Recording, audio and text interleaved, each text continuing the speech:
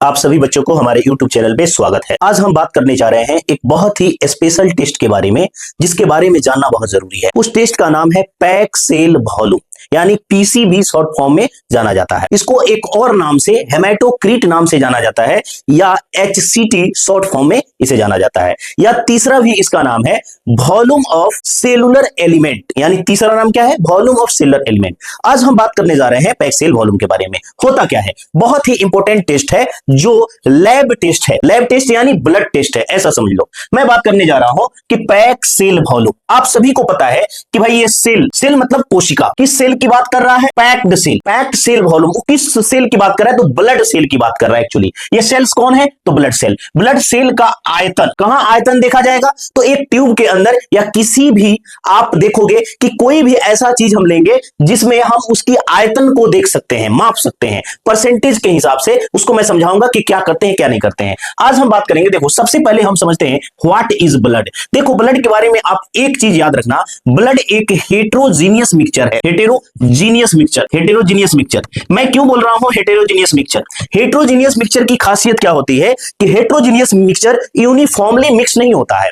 यानी heterogeneous mixture को आप कुछ समय के लिए ट्यूब में रख के छोड़ दोगे तो उसका हेवी पार्टिकल नीचे बॉटम में बैठता हुआ दिखाई देगा। उसी तरीके से ब्लड है। ब्लड को जब एक ट्यूब में लो, ट्यूब में लेने के बाद जब उसको वर्टिकल ग्रेविटी के अगेंस्ट अगर रख देते हो तो ग्रेविटी फोर्स के कारण जो हेवियर पार्टिकल है वो नीचे बॉटम में बैठ जाती है। क्या है? बॉटम में बैठ जाती है। क्यों बैठ जाती है? अगर ये होमोजीनियस मिक्सचर रहता तो बॉटम में नहीं बैठता। तो हेटेरोजीनियस मिक्सचर है। ये बातें क्लियर हुई। जब हेटेरोजीनियस मिक्सचर है तो इसमें क्या क्या चीजें लगी हुई है? तो एक हेटेरोजीनियस में प्लाज्मा या सीरम, यानी लिक्विड पार्ट है। लिक्विड पार्ट ब्लड का कौन है? प्लाज्मा या सीरम। ठीक है। या दूसरा बात करते हैं ब्लड सेल है। यानी ब्लड सेल कौन कौन से सेल? तो यहां सेल की बात करते हैं तो आरबीसी की बात होती है, डब्ल्यूबीसी की बात होती है, और प्लेटलेट्स की बात होती है। तीन सेल होते हैं, तीन सेल, आरबीसी, डब्ल्यूबीसी, प्लेटलेट्स। अब आरबीसी, डब्ल्यूबीसी, प्लेटलेट्स तीनों मिलकर यानी जो ब्लड सेल है वो लगभग 45% के आसपास होते हैं, और 55% के आसपास इसका लिक्विड फॉर्म यानी सीरम होता है।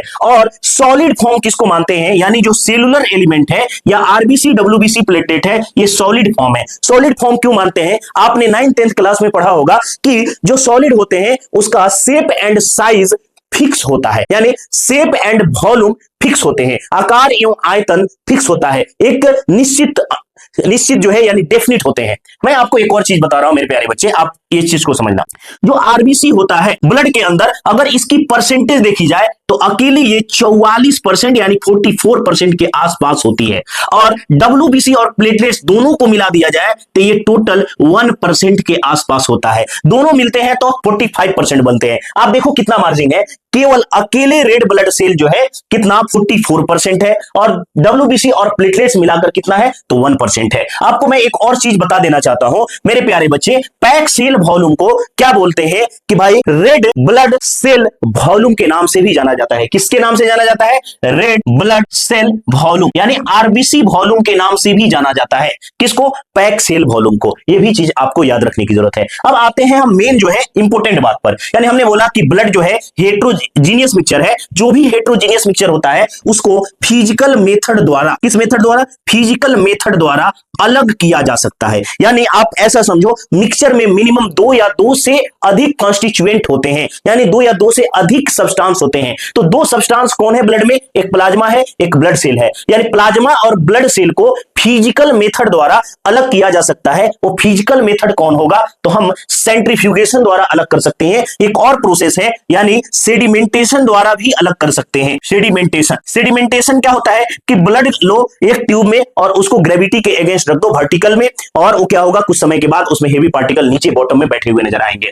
अब आपके सामने जांच होती है, आपको पता करना होता है। देखो, करना क्या होता है कि आपके शरीर से ब्लड को निकाला जाता है। ब्लड में कितना सेलुलर एलिमेंट है, यानी कितने परसेंट में सेल है और कितने परसेंट में प्लाज्मा है, इसी चीज को जांचने का, इसी चीज को पता करने का काम पैक सेल वॉल्यूम का है। पैक सेल वॉल्यूम में आप क्या जानते हो कि परसेंटेज ऑफ सेलुलर एलिमेंट कितना है। आप इससे यही चीज पता कर सकते हो। तो टेस्ट करने के लिए आपको क्या करना पड़ेगा? सबसे पहले कि ब्लड अगर लिक्विड स्टेज में नॉर्मली है, हेटेरोजीनियस मिक्सचर के रूप में है यानी लिक्विड फॉर्म में है, तब हम क्या करते हैं, सबसे पहले ब्लड को निकाल के, शरीर से निकालने के बाद ब्लड क्लॉट होना शुरू होता है। तो उस क्लॉट को रोकने के लिए एक केमिकल का प्रयोग करते हैं, उस केमिकल का नाम है एंटीकोगुलेंट। तो एंटीकोगुलेंट जब ब्लड में डाल देते हैं, उस ब्लड का नाम हो जाता है एंटीकोगुलेटेड ब्लड।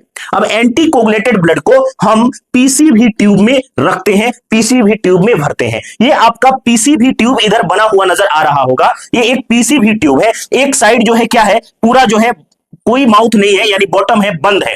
अब इसमें ऊपर से हम क्या करते हैं, ब्लड को भर लेते हैं। इस पर मार्किंग होता है, देखो नीचे से मार्किंग होता है 10%, 20%, 30%, 40, 50, 60, 70, 80, 90, 100% तक मार्किंग होती है। फिर हम बात करते हैं, फिर ऊपर से भी मार्किंग होती है 0, 10, 20, 30, 40, 50, 60, 70, 80, 90 और 100। अगर हम इस ट्यूब की बात करें, इस ट्यूब का नाम है पीसीबी ट्यूब या एचसीटी ट्यूब। क्लियर है? इस ट्यूब की लंबाई 110 mm होती है और इस ट्यूब के इंटरनल डायमीटर यानी इसमें जो गोलाई है ट्यूब के अंदर, वो 3 mm होती है। ये चीज आपको समझना पड़ेगा। हमने ट्यूब के बारे में बता दिया। इस ट्यूब के अंदर हम क्या कर रहे हैं, एंटीकोगुलेटेड ब्लड ले रहे हैं। वो कौन सा एंटीकोगुलेंट है, तो ईडीटीए होता है और हेपेरिन होता है। आप मेरे प्यारे बच्चों अब समझो, हम क्या किए कि ट्यूब में रख दिए। तब हमने बताया कि फिजिकल मेथड का इस्तेमाल करते हैं, चाहे तुम सेडिमेंटेशन करो या सेंट्रीफ्यूगेशन करो। सेंट्रीफ्यूगेशन क्या है कि बहुत तेजी से होने वाली प्रक्रिया है। आप इसमें इंस्ट्रूमेंट का इस्तेमाल करते हो, इसमें कोई इंस्ट्रूमेंट नहीं लगता है। आप सेंट्रीफ्यूगेशन करते हो किससे, सेंट्रीफ्यूज मशीन से। सेंट्रीफ्यूज मशीन आप 3000 आरपीएम पर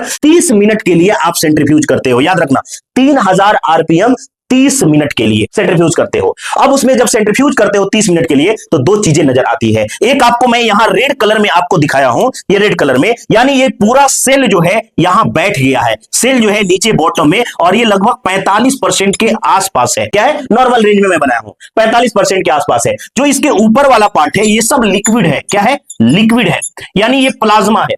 यानी जब ऐसा करोगे, लिक्विड पार्ट अलग, सॉलिड पार्ट अलग। इसी सॉलिड पार्ट जो 45% तक पहुंचा है, यही आपका रिपोर्ट है। आप रिपोर्टिंग करोगे कि 45 यानी 45% जो है ये पीसीबी है आपका।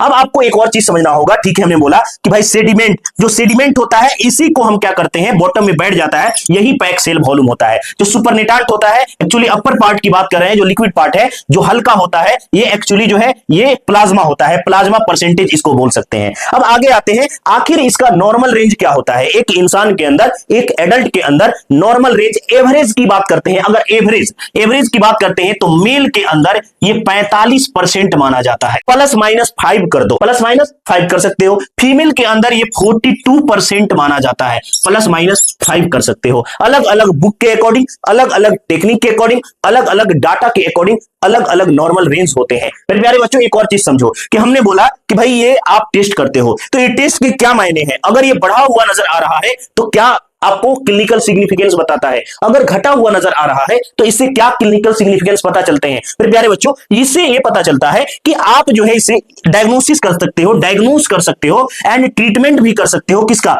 एनीमिया का। एनीमिया मतलब ब्लड की कमी, शरीर में ब्लड की कमी को एनीमिया बोलते हैं। इससे पता चलता है एनीमिया, डायग्नोसिस भी कर सकते हो, ट्रीटमेंट भी कर सकते हो। एक और चीज है पॉलीसाइथेमिया। पॉलीसाइथेमिया का मतलब होता है ब्लड का शरीर में बढ़ना, आरबीसी और हीमोग्लोबिन का बढ़ना क्या कहलाता है, पॉलीसाइथेमिया। तो इसकी भी ट्रीटमेंट और डायग्नोसिस कर सकते हो। अब बात करते हैं एक और चीज जो है ब्लड डोनर सिलेक्शन। अगर आप खून देना चाहते हैं, कहीं ब्लड को डोनेट करना चाहते हैं, या किसी को इमरजेंसी है, आप की ब्लड की जरूरत है, तो सबसे पहले जो ब्लड डोनर है उसका जो जांच किया जाएगा, पीसीबी किया जाएगा, उसके साथ हीमोग्लोबिन और आरबीसी भी जांच किया जाएगा। क्लियर है? अब एक फॉर्मूला आता है कि पैक सेल वॉल्यूम बराबर क्या होता है। देखो, वॉल्यूम ऑफ आरबीसी यानी आरबीसी का वॉल्यूम और टोटल ब्लड वॉल्यूम इनटू 100।